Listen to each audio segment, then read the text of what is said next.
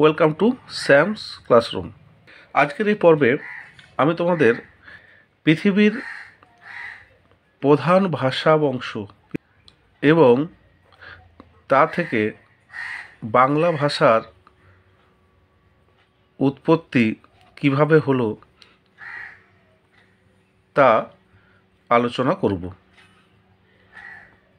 তাহলে আমরা কি দেখছি, পৃথিবীর প্রধান ভাষা বংশগুলি কী কী এবং তা থেকে বাংলা ভাষার উৎপত্তি কিভাবে হয়েছে সে বিষয়টি আজকের এই পর্বে আলোচনা করব।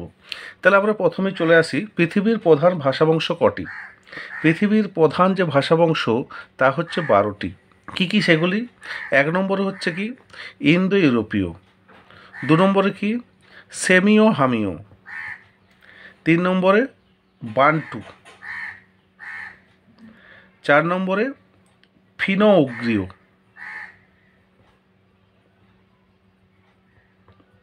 5 নম্বরে তুর্কো মঙ্গল মাঞ্চু,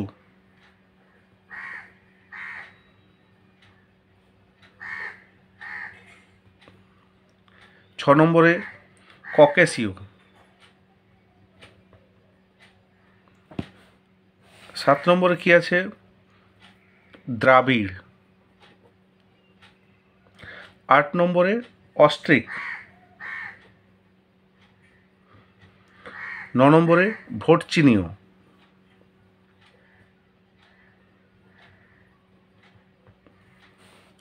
10 নম্বরে হচ্ছে প্রাচীন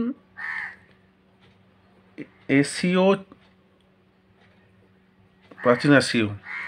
11 নম্বর হচ্ছে এস্কিমো, আর 12 নম্বর হচ্ছে আমেরিকার আদিম ভাষাসমূহ। তাহলে 12টি ভাষাবংশের মধ্যে আমাদের ভারতবর্ষে কটি ভাষাবংশ প্রচলন আছে? আমরা জানি ভারত 4 ভাষাবংশের দেশ। ইন্দো ইউরোপীয় আছে, দ্রাবিড় আছে, অস্ট্রিক আছে, আর ভোটচিনীয় আছে। তাহলে এখন আমি আলোচনা করব বাংলা ভাষার উৎপত্তি। তাহলে কিভাবে বাংলা ভাষার উৎপত্তি হলো দেখে নাও। তাহলে ইন্দো ইউরোপীয় ভাষা,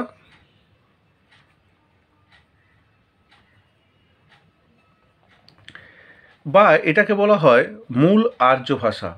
মূল আর্য ভাষা, এই মূল আর্য ভাষা থেকে প্রায় 10টি ভাষার উৎপত্তি হয়েছে। কি কি সেগুলি? 1 নম্বর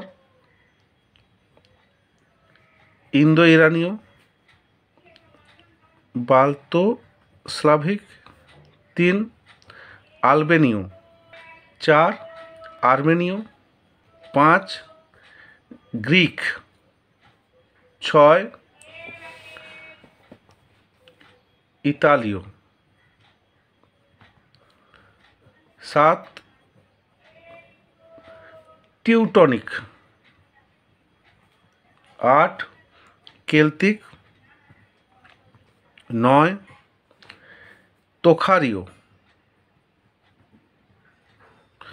আর 10 হচ্ছে হিত্তীয়।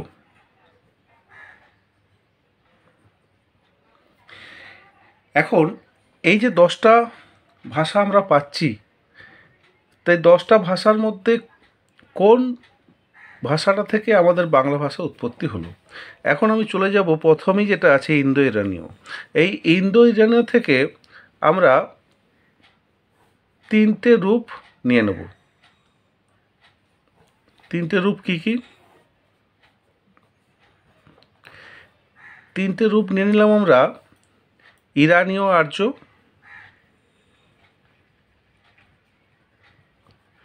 দরদীয়,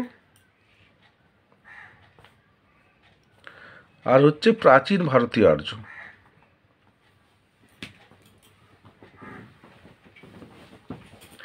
এই যে মূল রূপটা চলে এলো প্রাচীন ভারতীয় আর্য, এই যে ভারত শব্দটা চলে এসছে ভারতীয় আর্য, এই প্রাচীন ভারতীয় আর্যর 2টো রূপ আছে।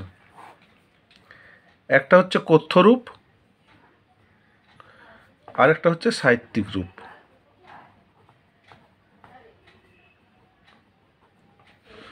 কথ্য রূপের আমরা 4টি রূপ দেখতে পাবো।